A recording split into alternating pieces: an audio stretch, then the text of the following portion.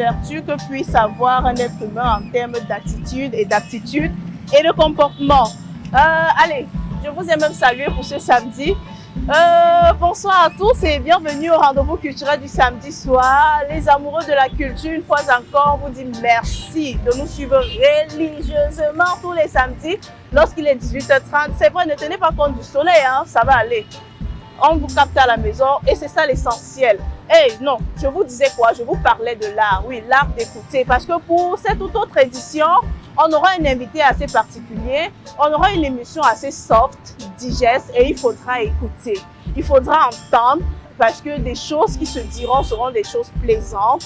Et c'est avec amour qu'on dit merci à notre réalisateur 5 étoiles pour cette toute autre production. Merci à vous qui nous suivez chaque samedi en direct également du petit écran et sur toutes les plateformes digitales de la chaîne du peuple Equinox Télévision. L'invité du jour, celui-là qui a su redonner du rythme au Makossa, voilà ce rythme camerounais qui a su conquérir l'international. Moni Billet est notre invité.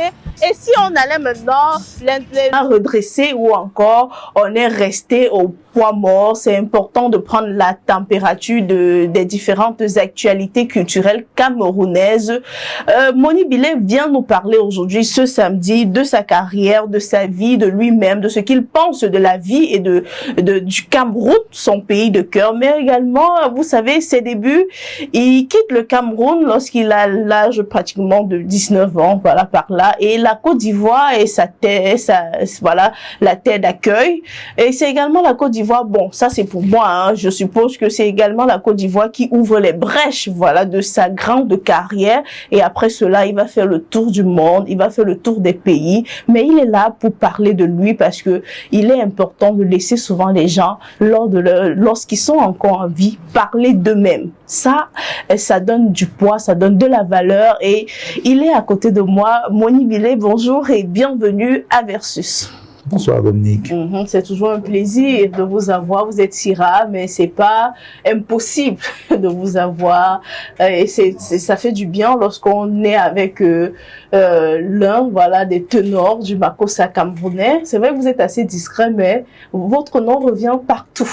Partout, lorsqu'on va éplucher dans la vie d'un artiste, il se dit non, lorsque je suis arrivé en France en 80, c'est Moni Billet qui m'a tenu la main, c'est lui qui m'a ouvert telle porte et telle autre porte, et ça fait du bien. Vous également, ça vous fait du bien lorsque vous entendez ces témoignages, surtout de votre pourquoi vie. Pas, c'est rien n'est, il y a toujours une satisfaction quelque part. Oui. Voilà. Moni Billet, vous avez commencé au départ lorsque vous étiez encore un tout petit élève à Alfred Saker, accompagné de Manu Longuimet et du feu Djene Djento. Ah ben ça c'est les amis du quartier. Oui. Mais j'étais au collège Alfred Saker seul. J'étais bassiste du collège Saker Portland. On avait un petit groupe avec Adams Macaulay, tout ça. Et voilà, donc on avait un petit groupe qui marchait très bien au collège Alfred Saker. Et moi, j'étais bassiste. Et pendant que je faisais tous les efforts pour être vu, on ne voyait que le chanteur. J'étais un peu inquiet. Justement, et c'est ça qui m'a donc poussé. À ce sujet. Voilà, donc c'est ça qui m'a poussé à commencer à créer, à composer quelques chansons pour être en exergue, pour sortir un peu en catimini, le bassiste qui est un peu derrière. Je suis pas toujours à la gym, mais bon, je n'aime pas toujours à la gym, mais tout de même, j'ai voulu être devant la scène. Oui. Tout commence lorsque vous arrivez en Côte d'Ivoire. Voilà, vous êtes parti pour des études, a priori. Oui, non, mais je peux le dire. Hein. Moi, j'avais raté mon préparatoire au collège Alfred Saker et je suis parti en Côte d'Ivoire parce que j'étais un très bon mathématicien, un bon physicien. D'ailleurs, tous mes enfants sont scientifiques. Même ma femme même est scientifique. Chez nous, on est tous des scientifiques. C'est un très, très bon mathématicien et j'ai même l'anecdote dessus parce que j'avais un professeur de physique-chimie, Hasmus. C'était un Hollandais. C'était on les appelait des coopérants à l'époque. Mon professeur au collège d'affaires Sakai, il me disait quand vous allez résoudre une équation en physique et tout, même en mathématiques, s'il y a des lettres, essayez d'enlever tous les chiffres pour qu'il reste des lettres. Puisque des lettres, on dit L est égal à 2, à ce moment tu commences à les remplacer. C'est comme ça que j'ai raté le probatoire, parce que j'ai pas suivi ce quoi ce monsieur me disait. Et j'étais très énervé. Et voilà. Donc, moi, quand j'ai raté mon probatoire au collège Alfred Saker, je suis parti en Côte d'Ivoire parce que j'avais cru que voilà, en allant en Côte d'Ivoire avec mes bulletins, je pouvais accéder en terminale. Parce que bon, là-bas, il n'y avait pas de probatoire. Oui. Donc après, quand j'ai eu le bac en Côte d'Ivoire, je suis parti en France pour continuer mes études.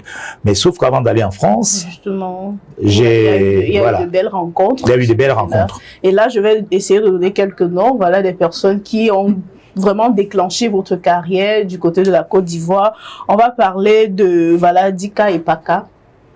Oui, mais ça, c'est bien après. Bien après, oui. C'est-à-dire, moi, j'ai mon cousin, Boélé Guillaume, qui était ministre de la Culture.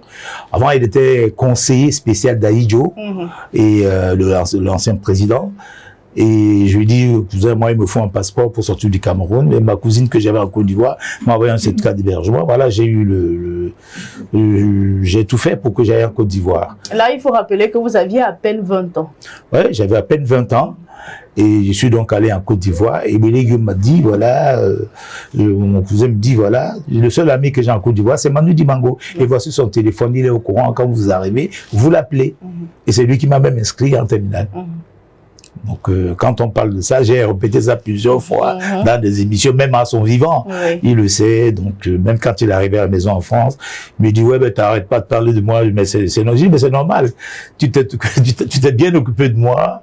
Et puis, ça a marché, quoi. Donc, il m'a inscrit. Donc, à ce moment-là, moi, j'allais voir Manu Dibango à la RTI, Radio-Télévision ivoirienne. Oui. Il était l'invité principal de le président Houphouët-Boigny. Tu arrives en Côte d'Ivoire, tu aides tes frères ivoiriens à devenir aussi de grandes personnes en musique, à lire des partitions, ainsi de suite. Voilà, c'est ce que le travail de Manu, il était avec Coco, sa femme blanche, à Port-Boué. Et voilà, et moi j'habitais Tréchville. Et par rapport à ça, j'ai rencontré Bébé Manga, qui venait aussi voir Manu Dibango. Alors, qu'est-ce qui va changer l'histoire dedans? Parce que Bébé Manga m'a demandé, est-ce que tu peux me prouver la copie d'Amio? Parce que parce que je vais donc venir par rapport à Dika Epaka, le papa de Romeo Dika. Et moi, je dis, parce que quand on est dehors, on dit toujours que rien n'est impossible. Je dis toujours oui. Parce que je comptais appeler les frangins au Cameroun pour dire, voilà, envoyez-moi la copie d'Amio. Alors, le jour suivant, j'étais toujours avec Manu. Et en partant, je lui ai dit, moi, je prends mon bus parce que j'étais étudiant, je rentre à Tréchville, là où j'habitais, chez ma cousine.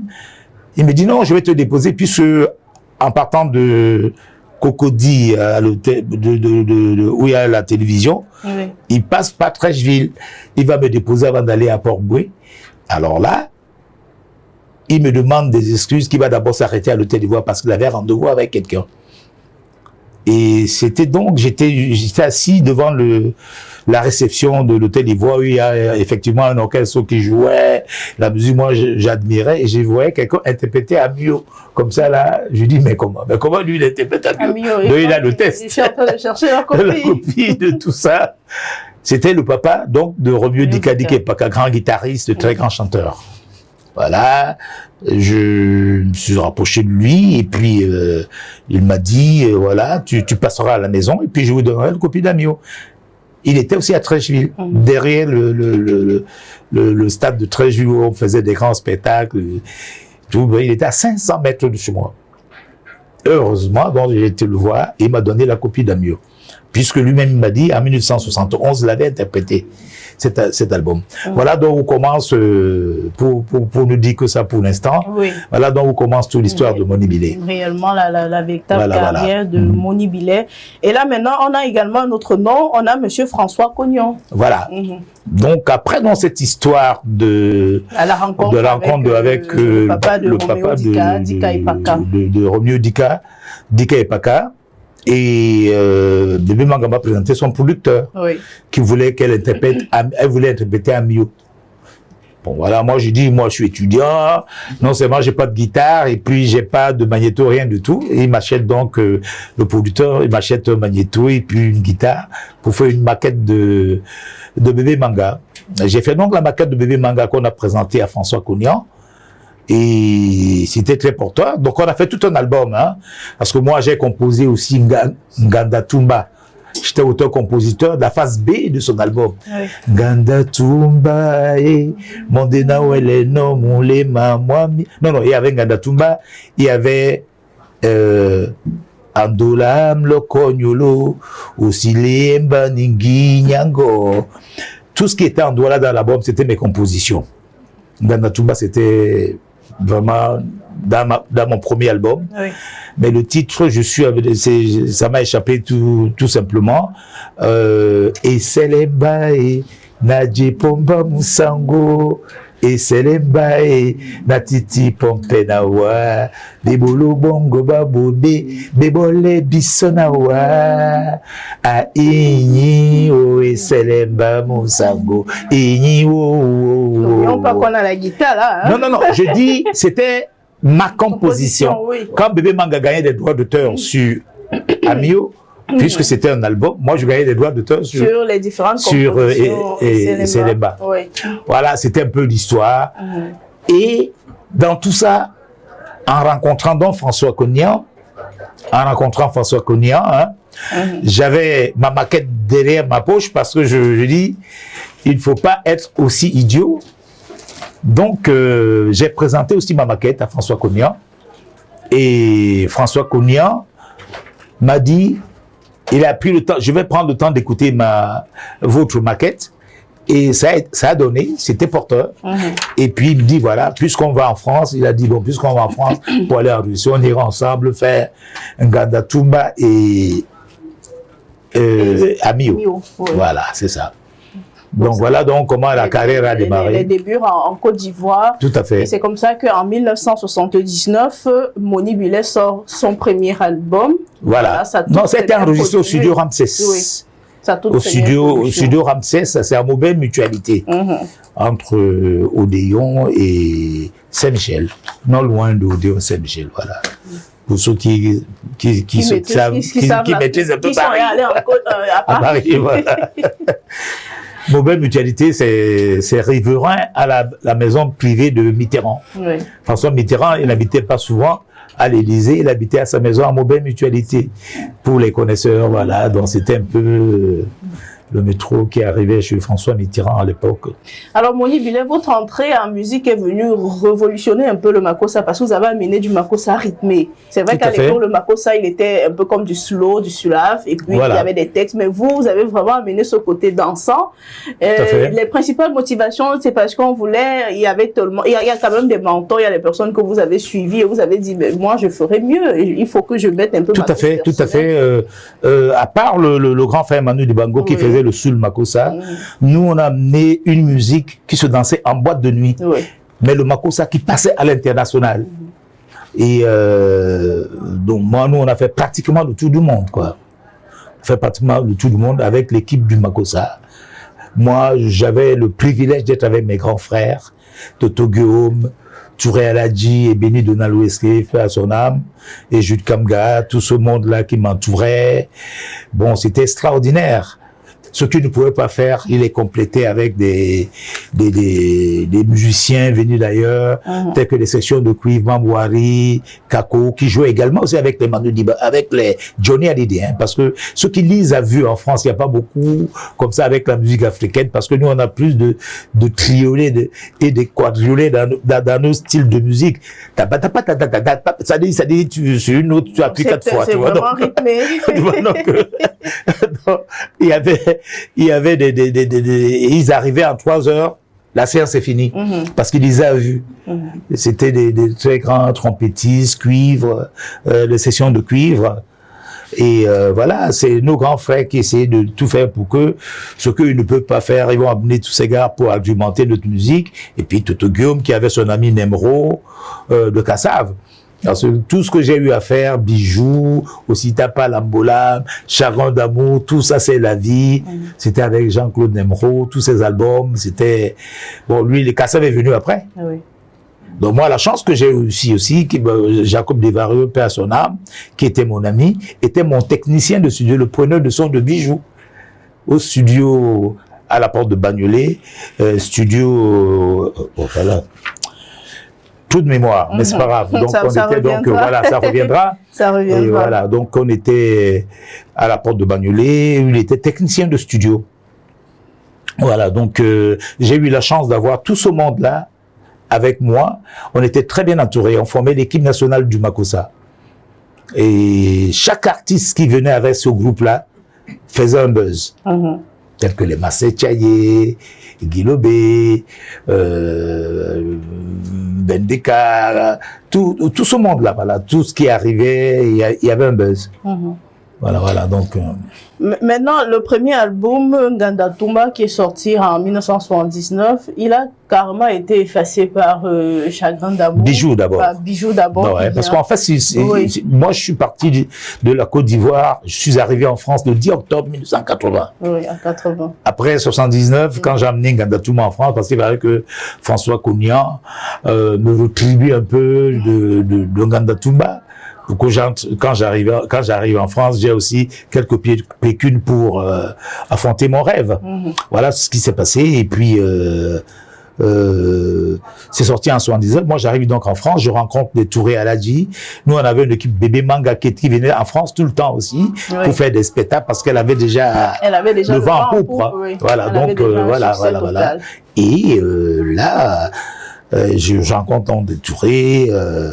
Et j'avais la chance quand je faisais aussi Bijou, Bemang était en France. On a fait un duo déjà parce que les gens qui font des futurines, des machines, on a commencé ça depuis les années 82 avec Bébé Manga. Mama miuna nyaki nasibi ponjo manje yoyo natiki mulema mumba. Non, j'ai fait ça en duo avec Bébé Manga. Après en 84, on a fait Bonne titinjo motapa miangai avec Bendeka et Swabanga. Donc voilà, donc les duos existent depuis longtemps. C'est futurine, on appelle ça futurine aujourd'hui. Bon, on a commencé ça très très tôt. Et ça a connu du succès. Alors, lorsque vous sortiez aussi Talambo, voilà. Aussi Tapalambolam. Après Bijou. C'est Touré qui a produit Bijou. Aussi Tapalambolam. Et Chagrin d'amour. Oui. Donc ça, ce sont les œuvres que Touré a produites. Et après, maintenant, vous vous êtes lancé dans l'autoproduction. Voilà. Est-ce que vous pensiez que aussi Tapalambolam allait avoir autant de succès? Ah non, pas du tout. Alors, là où le bas blesse. Voilà. Là où le bas blesse, je ne l'avais pas composé pour moi. Je l'avais composé pour Bébé Manga. Parce que j'avais dit, Amio, Chikabunya Samo, Wamoma Dubeno, Danatondiwa. J'ai dit non, il faut que j'aille la même chose. J'ai composé ça dans la même tonalité. Le comble, c'est que c'est ma mère, Bébé Manga, qui ne voulait pas que je sois auteur-compositeur. Comme elle n'a pas gagné de l'argent en tant qu'auteur-compositeur avec Amio, elle voulait absolument que je signe qu'elle soit auteur-compositeur. Non. Sinon, moi-même, je vais le chanter. C'est comme ça que c'est arrivé. Je voulais qu'elle continue sa carrière. Paix à son âme. Elle était très têtue. C'est ma maman, celle qui m'a vraiment doloté. Elle avait, parce que c'était une jazzwoman. Elle n'était pas dans le Makossa. Non, pas du tout. Elle chantait à la canne à sucre en Côte d'Ivoire. Et quand elle avait cette capacité de faire... Elle monte et descend. C'était une très grande chanteuse, Bemanga. Je voulais qu'elle reste dans la même lignée pour qu'elle ait du succès en permanence. Bon, sauf qu'elle voulait être auteur-compositeur. J'ai dit que niet, moi-même je chante. Et c'est comme ça que c'est cette chanson qui est votre bac jusqu'au jour d'aujourd'hui. C'est cette chanson qui a plus ou moins explosé, qui m'a permis d'être qui je suis, parce que c'est le plus grand succès de ma carrière. Le plus grand succès, et avec les plus grandes récompenses. On parle du disque d'or, voilà. Le disque d'or aussi de Palamblam et le Maraca d'or de la meilleure musique africaine moderne. Voilà, donné par la SACEM, l'Académie de jazz de Paris et RFI. Voilà. Et c'est une chanson triste en fait, aussi Tapalambolam. Oui, ne touche pas à ce qui m'appartient. Voilà, parce que c'est un jeune homme qui exprime son amour. Voilà. Et qui c'est pas réciproque en fait. Non, c'est-à-dire, je dis, pourquoi est-ce que quand j'ai ce que j'aime, toi tu cherches toujours à venir goûter. À venir goûter ce que moi j'aime. C'est ça. Nyolonjena benitelo milambo Ndowasa we Mulima tobongo yotu maladi Amumi oh Amumi ouais oh. Tu vois? Pourquoi est-ce que quand j'ai ma petite chose là, toi tu mais tu es même comment? Amumi ouais oh Amumi ouais là Na benena la milambo Ndowasa motobo tobo. C'est-à-dire, j'ai ma propre... Et tu cherches ça vraiment, vraiment. C'est quoi? Pourquoi tu guettes ma chose? Voilà, c'est un peu ça, quoi. Faut chercher pour toi. Je ne cherche pas la bagarre, hein, oui. Je demande seulement de laisser la chose, quoi. J'ai une manière de composer ma voix pour chanter. Parce que je mets de l'émotion. Je chante pas comme je parle. Je dis... Tu vois, je mets un peu d'émotion dessus. Oui. Pour que ça pénètre un peu dans le cœur des gens. Alors, je vous raconte une petite histoire. Alors, tu sais pas, voilà. Allons-y. Très. J'étais avec Jacob. Jacob était mon ami. Quand j'ai fêté mes 30 ans, il était au Cameroun. Il est venu me soutenir à Sava Novotel pour mes 30 ou 35 ans de carré. Je ne me rappelle plus, mais je pense bien 35 ans. Et il me dit, parce qu'il m'appelait toujours grand. J'ai dit, mais moi, je suis pas grand, c'est les Kassav qui ramassent tout, c'est vous qui les gars. Et tout. Il me dit, moi, j'ai passé le temps à imiter mon Ébilé. Tu vois? Il voulait chanter comme mon Ébilé. Et il dit que Patrick Saint-Éloi voulait chanter, parce qu'il a dit, il y a un artiste au Cameroun qui chante, il ne respire pas. Je lui dis, mais c'est quel artiste? Et il me mime la chanson. Je lui dis que c'est Douala Douleur. Douleur chante.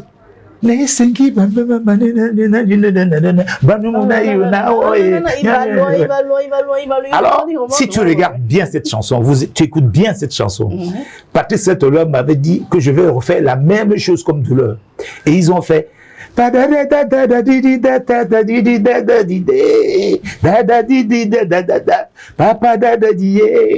sais pas, les mélodies. Il a fait la même mélodie que Douleur. Il dit, je vais chanter sans respirer. Tu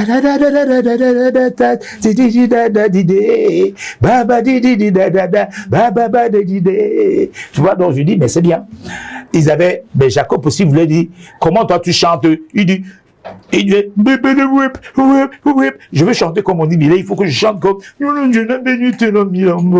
il voulait chanter comme nous. Donc c'était, pour nous, c'était un grand témoignage. Oui. Quand une personne qui a du succès vous le dit sincèrement, c'est qu'il a du respect pour vous. Parce que je chantais dans l'émotion. On se connaissait au début. Et ils ont pris le Makossa pour fabriquer le zouk. Quand j'ai sorti Bijou, et aussi Tapa Lamblam, avec son ami Douglas Bida, ils ont sorti Adou Banzawa, ils ont fait le Makossa aussi, quoi.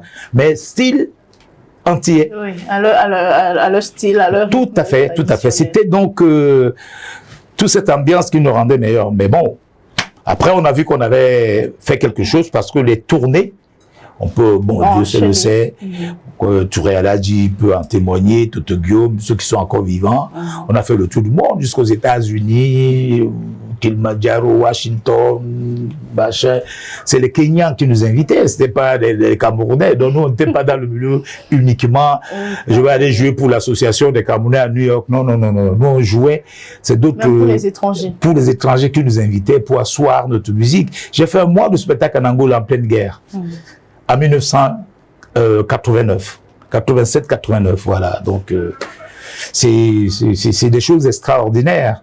Je suis venu chercher des musiciens au Cameroun que j'ai amenés en France. À l'époque, il n'y a pas de vol Luanda-Paris.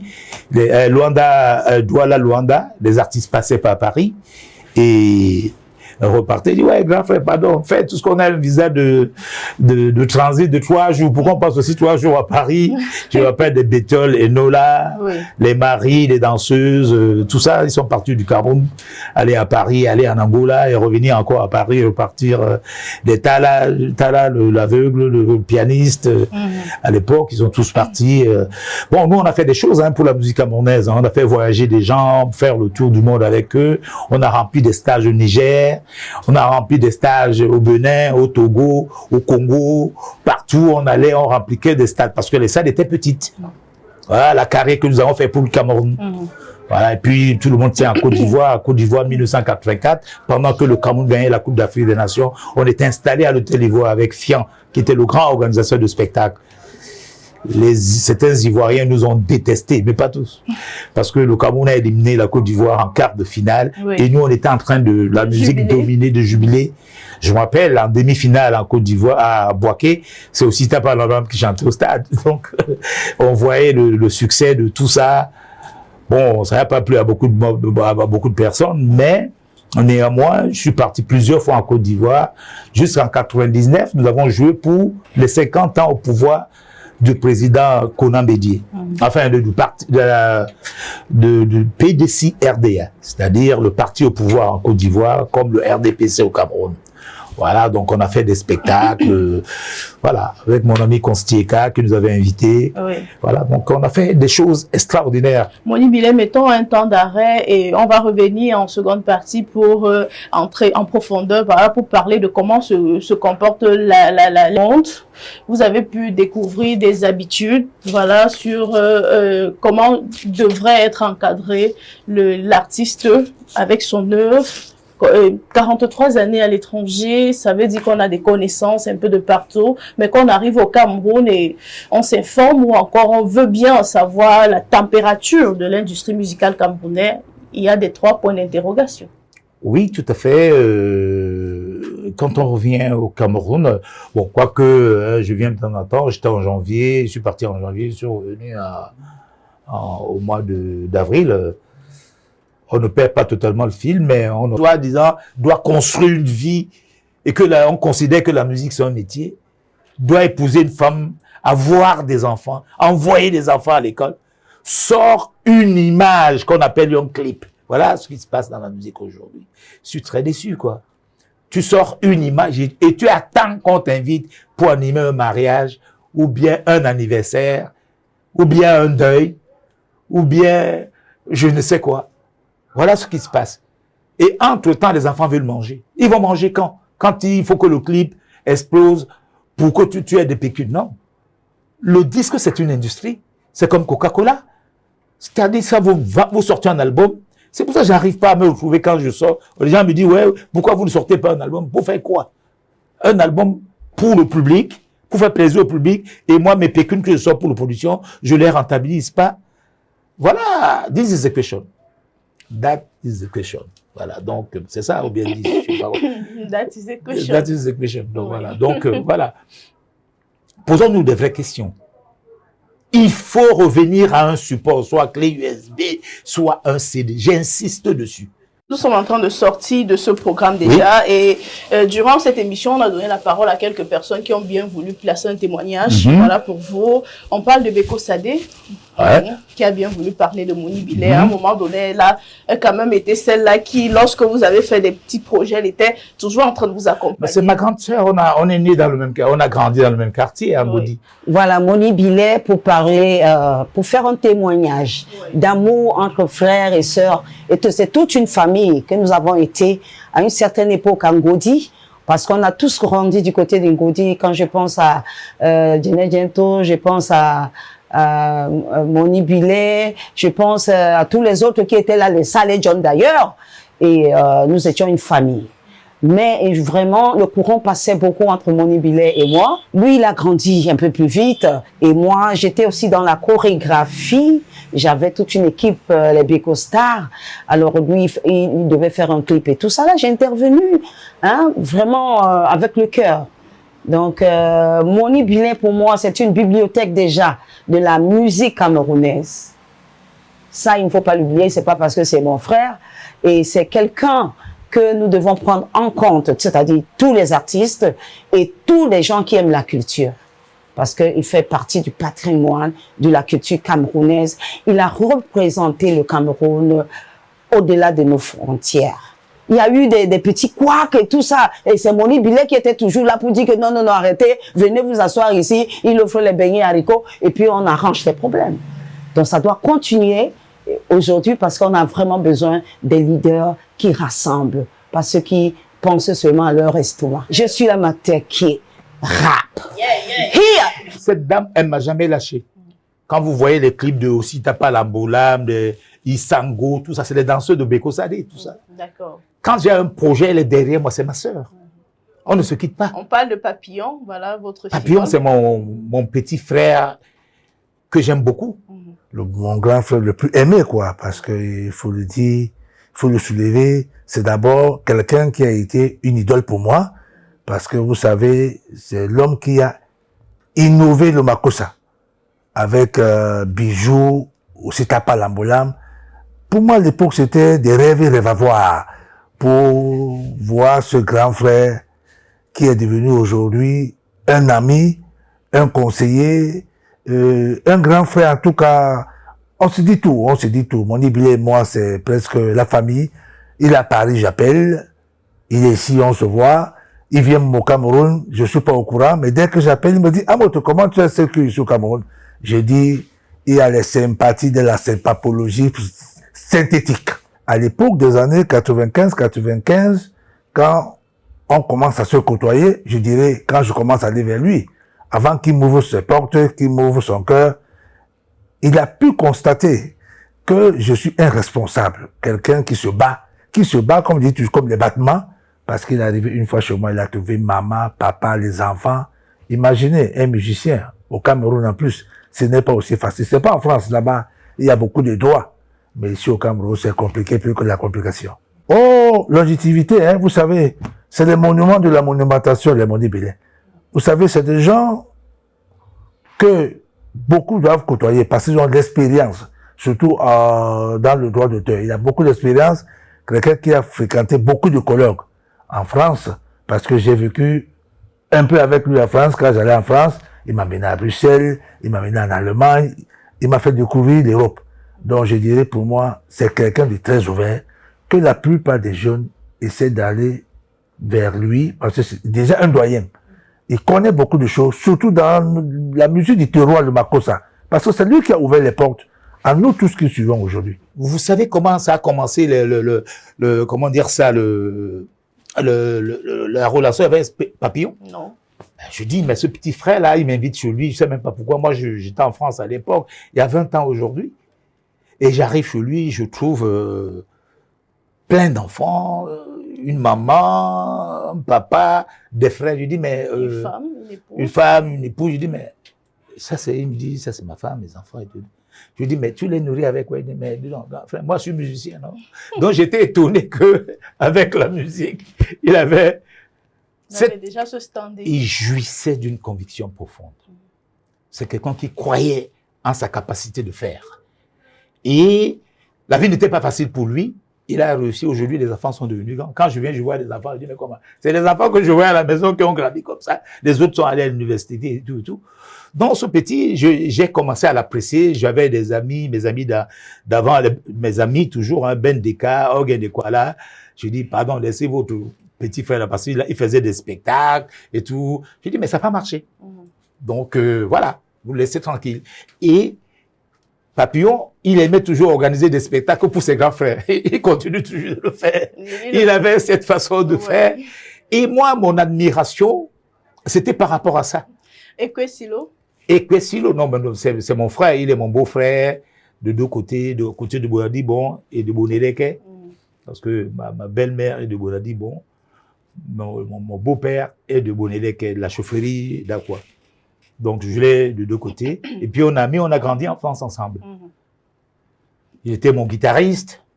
Donc, il funait aussi en tant que chef d'orchestre. Oui. Voilà, de temps en temps.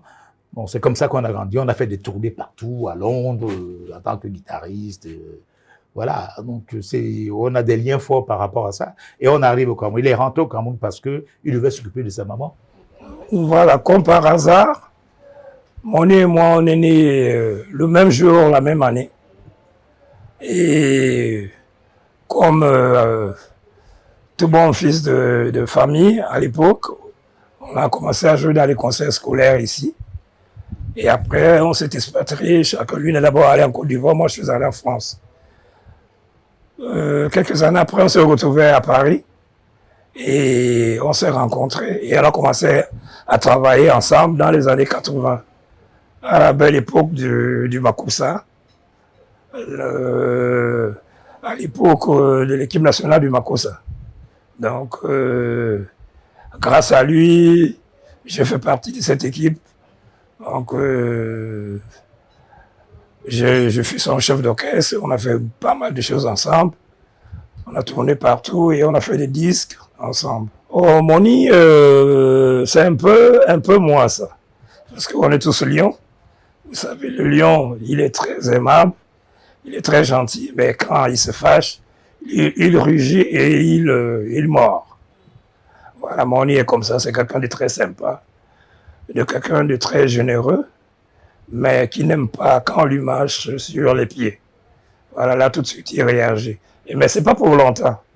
Il n'est pas rancunier, il le garde pas, et après, bon, tout revient à la normale. Et surtout, bon, dans le boulot, il est très rigoureux, il aime bien faire les choses, et c'est d'ailleurs pour ça la raison de son succès. Il aime bien faire les choses et il est très méticuleux. Lui, il est héritier c'est un petit héritier qui est venu récupérer les biens de sa maman, et il dit, bon, je rentre au Cameroun. Je dis, mais c'est pas vrai, tu rentres au Cameroun comment nous on est en face. Il est donc rentré, et c'est pour ça qu'on s'est retrouvés, on est très liés. Moi, je passe la majeure partie de mon temps chez lui parce qu'on est amis, d'abord, et frères. Et on est nés le même jour et même année. Voilà, on a des liens très forts.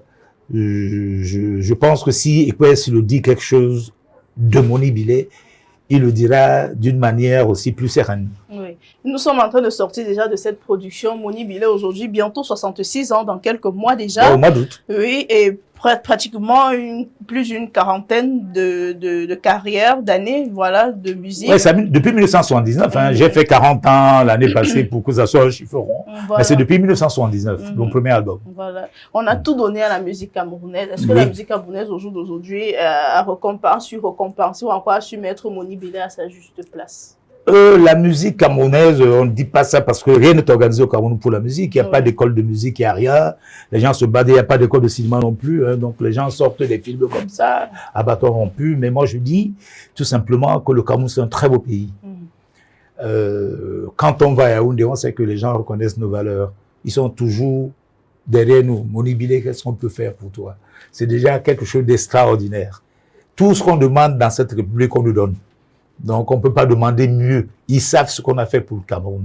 On ne demande pas des tonnes d'argent. Le fait de dire qu'on ouvre les portes dans un bureau, moi, on m'a ouvert des portes dans plusieurs bureaux, dans plusieurs ministères, et je connais les rendus, même des ministres, même m'ont ouvert des portes. Quand je dis j'ai un projet, je connais plusieurs ministres qui m'ouvrent des portes, ils disent bon, nous on t'aide comme ça là pour commencer ton projet. C'est plus que tout ce que tu peux imaginer d'autre. Voilà. Et puis, on nous récompense. J'ai été chevalier de l'ordre du mérite. J'ai été chevalier de l'ordre de la valeur. Aujourd'hui, je suis officier de l'ordre du mérite. Donc, le petit pince rouge, jaune qui est là. Jaune, oui. Après, il faudrait que ça soit rouge avant que je sois commandeur.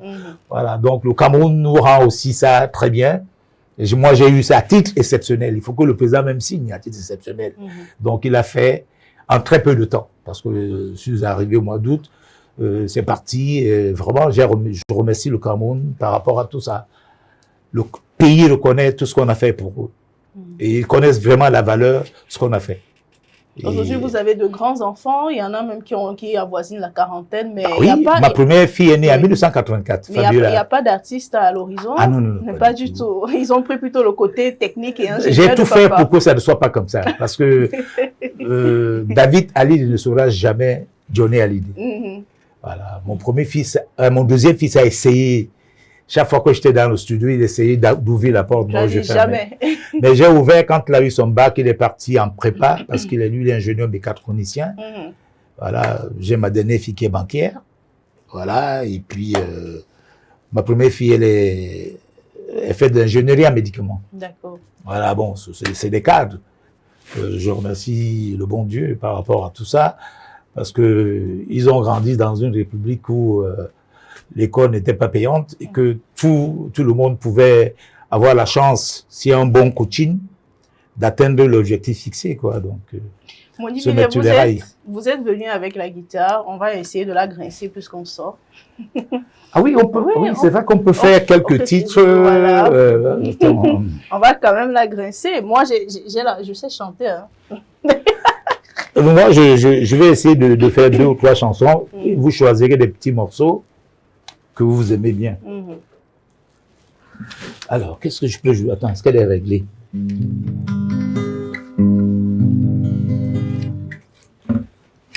Là où il faut faire les chœurs, vous me dites. Non, non, non, tu dois savoir.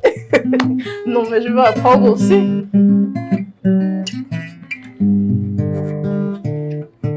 Attends, après, tu vas prendre. Hein.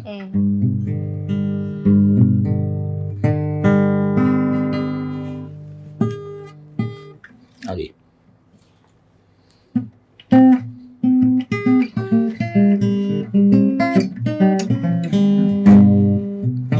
C'est pas bien réglé encore.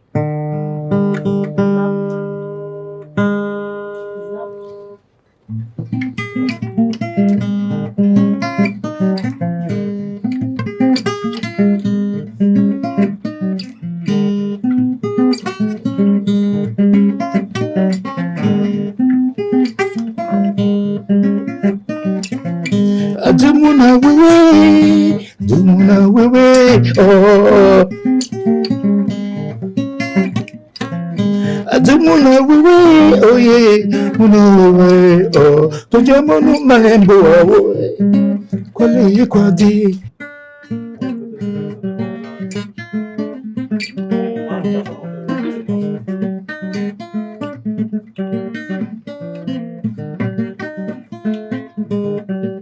Bam bam boom bam bam zabudab.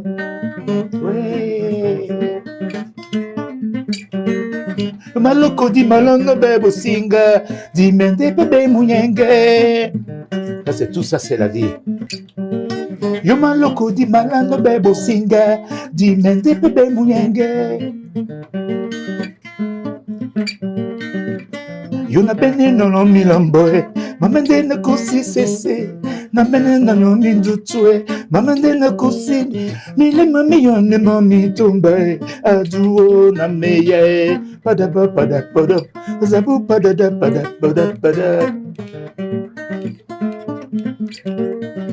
yo na mene na no milamboe, mamande na kusi sese, na mene na no mindutwe, mamande na kusi, mile mami yone mami tumbe, ami na meye.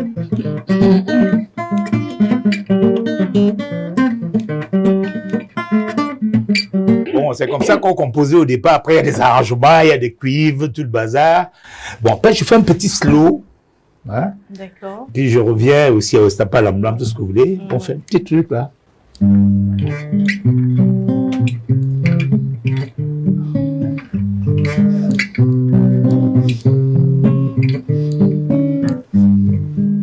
Miyuma bobe, c'est tout bambi. Mendimba, bunyote, bemba. Basinge dipe, bodingelemba. Mendimba, bunyote, bemba. Denginyelomba, ibukinese. Nasima, wabongo, tobo. Kanenzemo, dubebemo. Kiki onje nginyaloba kanenzemo kwambepemo kiki onje nginyaloba nyamabubi senjutsu wambi ndimba bunyoti wimba. Alors, en fait, c'est tout simplement ça. Et puis, quand vous voyez des arrangements, il y a plein d'instruments qui interviennent, on ne peut plus reconnaître la chanson en somme, c'est ce qu'on est en train de faire. On le fait souvent. Et puis, j'ai quoi aussi Tapa Lambolam? Oui, aussi Tapa Lambolam.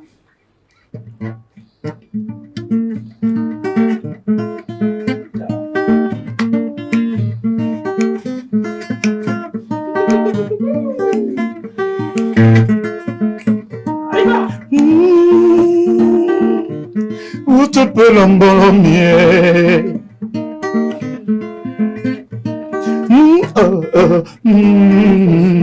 Motopondolo, yamindolo na wele no mulema.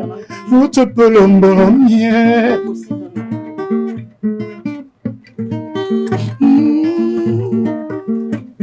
Motopolo mbolomie.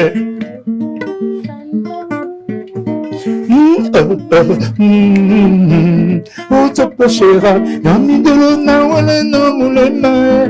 Otopolombolomie. Bungue.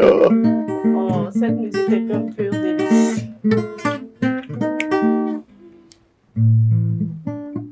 Mais bonne chose de dire. Ah, vissé. Donc voilà, on fait des petits trucs comme ça là. Non, Voilà. Je voulais faire une chanson là tout à l'heure, mais ça c'est des anciennes chansons. Je ne sais pas si les gens vont se retrouver dessus. Allons-y. Non, on a des colons qui nous suivent. Ah bon? Oui.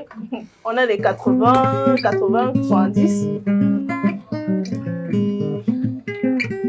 Donc, je reprends.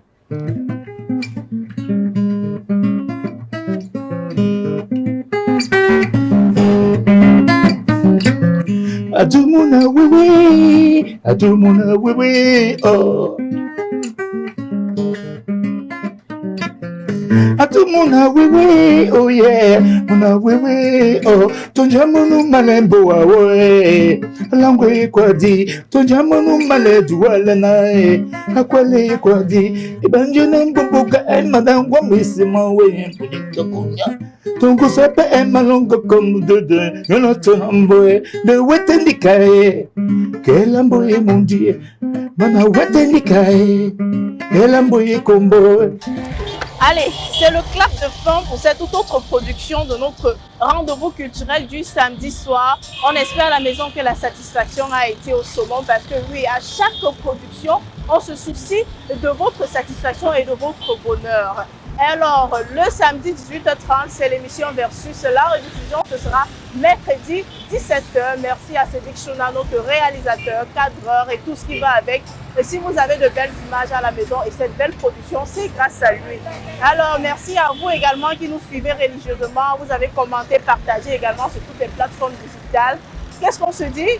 Soyez amour, faites l'amour et jamais la guerre. Surtout, soyez artistique. Allez, bisous, bye bye.